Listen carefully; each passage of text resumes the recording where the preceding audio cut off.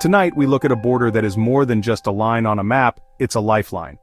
The border between Canada and the United States is the world's longest undefended border, symbolizing decades of friendship and economic ties. For most Americans, crossing into Canada is routine. But for Alaska, that border is everything, the only land route connecting it to the rest of the U.S. Without it, Alaska is isolated, surrounded by foreign territory. The Alaska Highway, built during World War II, is the main artery for this connection, winding through British Columbia and the Yukon. This road is more than pavement, it's a symbol of trust and cooperation. But what happens when that trust is broken? Recently, Canada closed this vital corridor. The reasons were complex politics, public health, national security, but the effect was immediate. An invisible wall became real, cutting off the flow of people and goods Alaskans depend on. This wasn't just a diplomatic dispute, it was a crisis for families, businesses, and nearly 750,000 Americans. The story of this blockade is about sovereignty, dependence, and the delicate balance of international relations. It forces us to ask, how secure is a state that relies on another country for its only land connection? The recent events have exposed just how fragile this arrangement is. A friendly handshake can quickly turn into a closed fist, leaving thousands of Americans wondering about their future. To understand the blockade's impact, we need to look back. When the U.S. bought Alaska from Russia in 1867, it was remote and hard to reach, an overseas territory. For decades, the only way in was by sea, a long and dangerous journey. The idea of a land route seemed impossible given the wild Canadian terrain. Everything changed with World War II. After Pearl Harbor, Alaska's strategic importance became clear. The U.S. needed a secure land route to move troops and supplies. Sea lanes were too risky. In a remarkable feat, the U.S. and Canada built the Alaska Highway in just over 8 months, carving a 500-mile road through wilderness. Originally a military road, it became Alaska's main artery for commerce and travel. For over 80 years, Alaskans have relied on this road, assuming it would always be open. Families drive south for vacations, truckers haul goods north, and businesses depend on this corridor. The highway transformed Alaska from a remote outpost into a functional part of the U.S., but it also created a permanent reliance on Canada's goodwill. The recent blockade made that dependence painfully clear.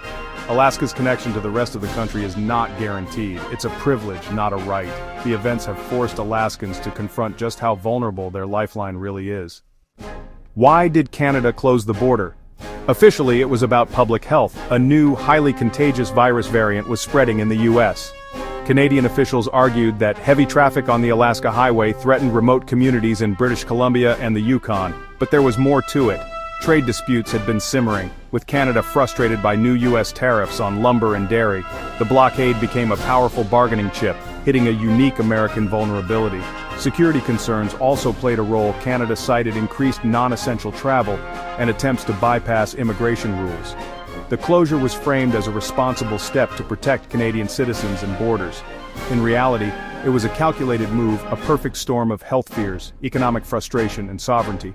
Canada saw a chance to address multiple issues with one action, knowing it would be controversial. The risks of inaction, they argued, were greater than the disruption caused. In prioritizing its own interests, Canada severed Alaska's primary land link to the U.S. The blockade's impact was immediate and deeply personal. Families on road trips were stranded, students cut off from home, and truckers with perishable goods stuck at the border. Military families moving to Alaska found their lives in limbo, possessions trapped on the wrong side. Alaskans needing medical care in the lower 48 faced terrifying uncertainty, forced to seek expensive air transport. The sense of isolation was profound. Alaska felt trapped at the mercy of another country's decisions. Even Canadian communities along the highway suffered, losing vital business from American travelers. The blockade's ripple effects hurt both sides of the border, turning a political decision into a human crisis. The economic shock was swift. Alaska relies on a steady flow of goods from the lower 48, most arriving by truck via the Alaska Highway. When the border closed, supply chains snapped, supermarkets warned of shortages, and businesses scrambled for alternatives. Maritime shipping couldn't keep up, causing backlogs, soaring prices, and delays. Construction projects stalled, jobs were threatened, and costs soared. The pain wasn't one-sided.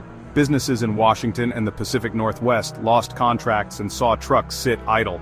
The Alaska Highway is a two-way artery. The blockade hurt economies on both sides. It was a stark reminder of how deeply intertwined and vulnerable this trade route is. News of the blockade quickly reached Mar-a-Lago, and former President Trump responded with characteristic force. He blasted Canada's actions on social media, calling it an act of hostility and demanding immediate action. Trump dismissed Canada's health concerns as fake news, insisting the real issue was trade. He claimed, "When I was president, they wouldn't have dared. We need that respect back."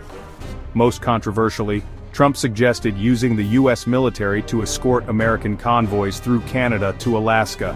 If Canada won't let them, maybe our military should just open the road for them. It's our road too. This proposal sparked a diplomatic firestorm, putting pressure on the White House to respond.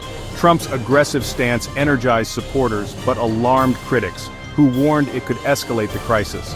His intervention turned a regional problem into a national political showdown. The blockade became a symbol of American frustration and a test of leadership. Trump's rhetoric changed the conversation, making the blockade a major news story. The crisis was no longer just about Alaska. It was about American strength and sovereignty. The stakes had never been higher. The Alaska blockade is just one chapter in the long, complex U.S.-Canada relationship.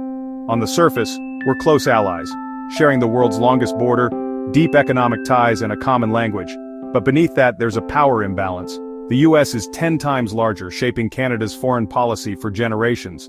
This dynamic has led to both cooperation and friction, over trade, culture, and sovereignty.